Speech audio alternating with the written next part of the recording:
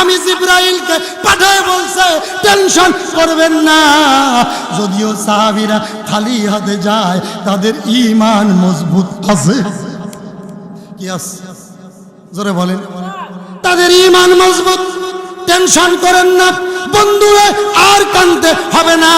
বদরের ময়দানের সাহাবীদের দায়িত্ব আমি আল্লাহ নিলাম। নবীজির চোখের পানি দেখে সাহাবীরা পাগল পারা হয়ে যুদ্ধের ময়দানে ছুটল।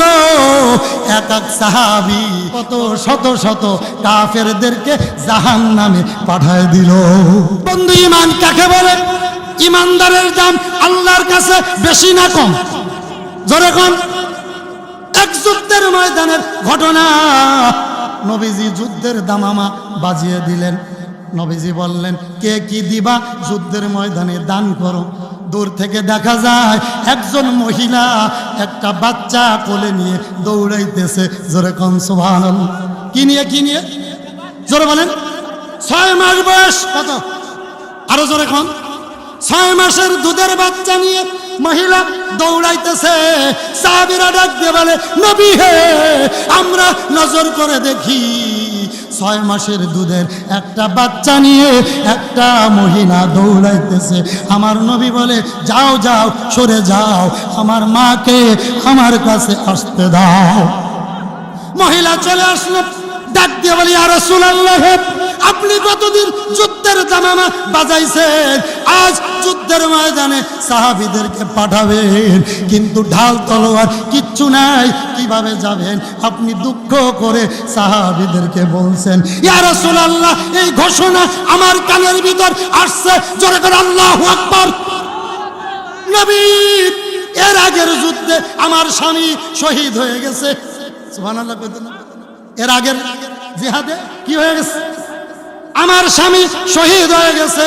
আমার উপযুক্ত ছেলে 22 বছর বয়স, সেও শাহাদাত বরণ করেছে। আমার বাড়িতে উপযুক্ত কেউ নাই, জিহাদের ময়দানে যাবে। আমার কাছে টাকা পয়সাও। ইয়া রাসূলুল্লাহ, আমার বাড়িতে শুধু দুধের একটা বাচ্চা আছে।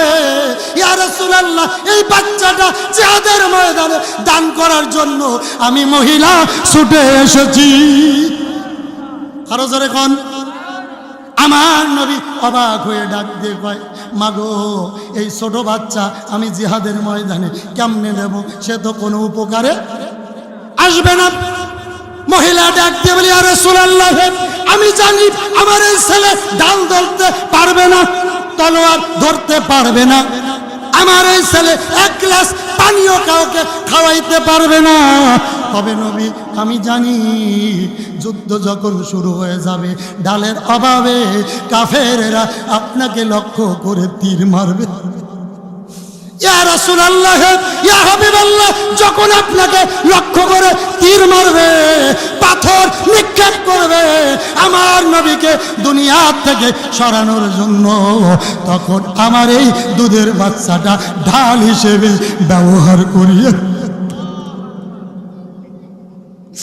নবী আপনাকে যখন লক্ষ্য করে কাফেরেরা ঢাল অভাবে তীর বললাম লক্ষ্য করে আপনাকে মারবে, পাথর মারবে, তীর মারবে, এইভাবে লাঠি দিয়ে মারবে, তখন ঢালের অভাবে আপনার শরীরটা দ্বিখণ্ডিত হয়ে যাবে, রক্ত বাহির হবে।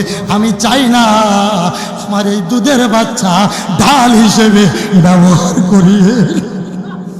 আমার নবীজি চোখের পানি রাখতে পারল না, ডাক দিয়ে বলে, সাহাবী, এই মুহূর্তে যদি জান্নাতি মানুষ দেখতে চাও, খবর পেতে চাও, আমার এই মা বেশক আল্লাহর জান্নাতি মহিলা। আমার নবী অবাক হয়ে গেল।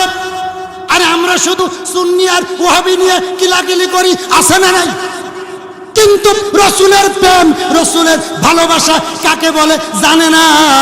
অনেকে মনে করে মিলাদ পড়াই মনে হয় সুন্নি বলে, কথা কয় না? আরে মিলাদ পড়া সুন্নি নয়।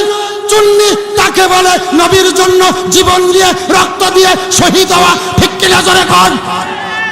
আরে সুন্নি ওকেই বলে দ্বীনের জন্য রক্ত দেওয়া। পীর সাহেব হয়ে রক্ত দেয়, আলেম হয়ে রক্ত দেয়, জেল খাটে, জরিমানা দেয়, মায়ের খায়, একমাত্র উদ্দেশ্য কোরআনের রাজ জমিনে কায়েম করা। ঠিক কিনা?